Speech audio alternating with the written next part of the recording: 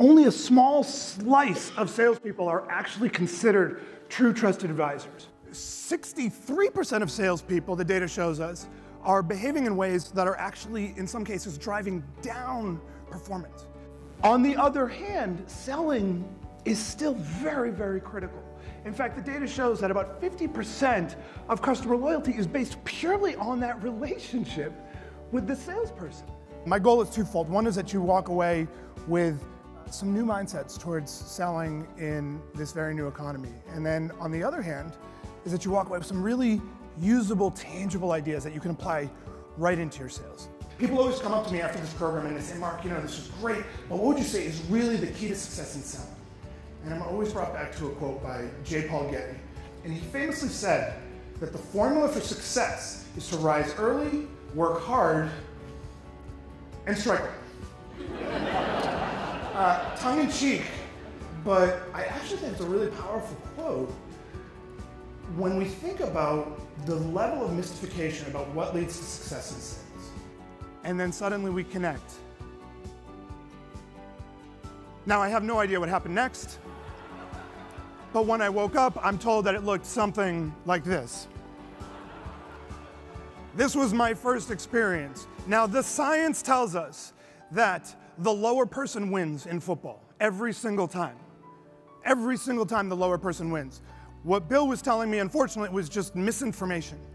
And what I find is that we salespeople are dealing with a lot of that same information where we've gotten books and we read blogs or wherever we're getting sales ideas, or maybe we followed around someone who has been selling in a certain way.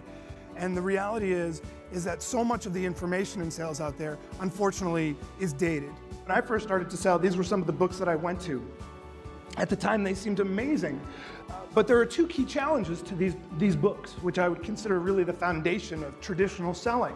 One is that it is essentially all opinion, and there's very little data to support most of the assertions that are in books like this. And the second, which is just as important, which is that the average copyright of these particular books is 1980. And the only reason, by the way, that it is so recent is because one of the books is relatively newer.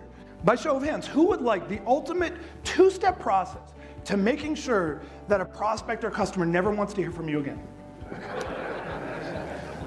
The two-step process is simply this. It is to be sure that you come in with lots of enthusiasm when you go in and you meet with that customer. And then secondly, is that you pitch the hell out of them. You talk about all the great features and benefits of your service or your offering or your products and how it's so much better than the competition. The best reps are getting significantly better. And that trend is only accelerating. It's literally hockey sticking.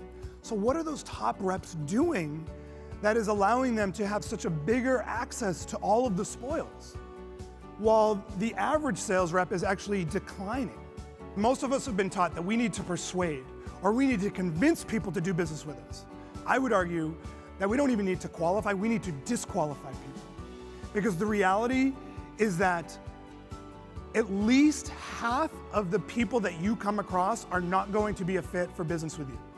Rob, let me tell you the top 3 reasons why I think that you absolutely must work with me.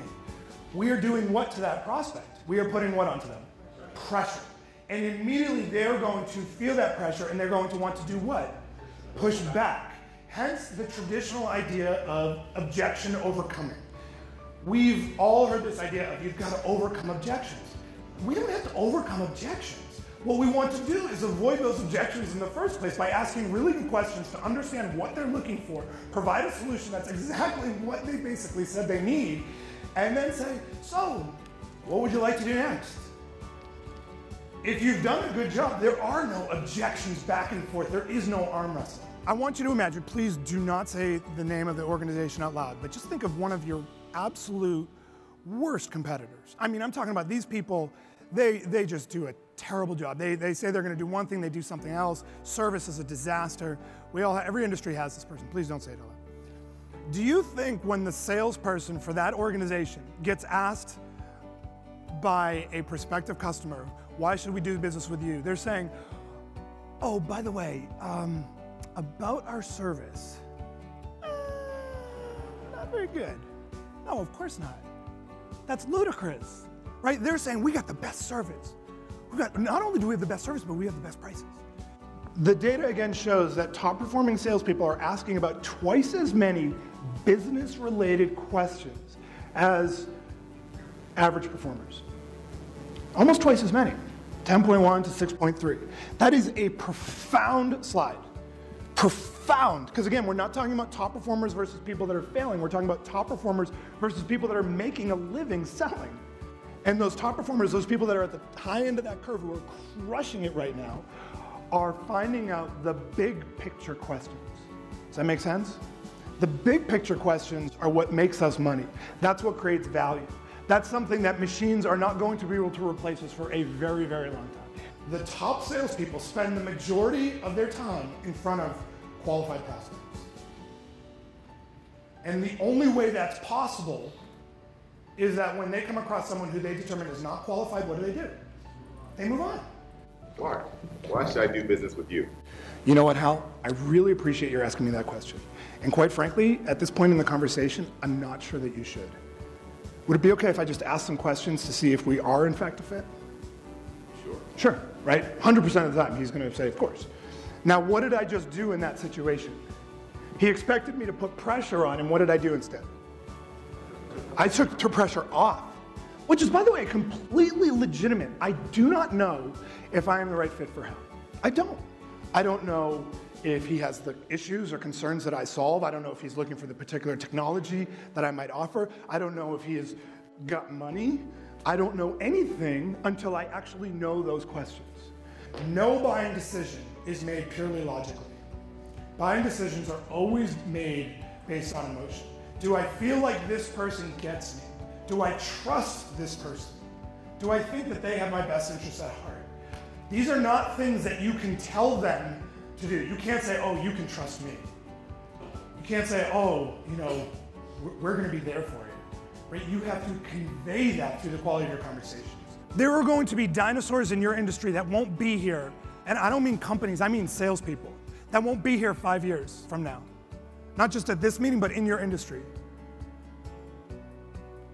Don't be that dinosaur. Take action with some of these ideas. There are two categories of people in sales. There are those that talk a big game, and there are those who play a big game. And every single day, it is on us to decide which category we want to be in.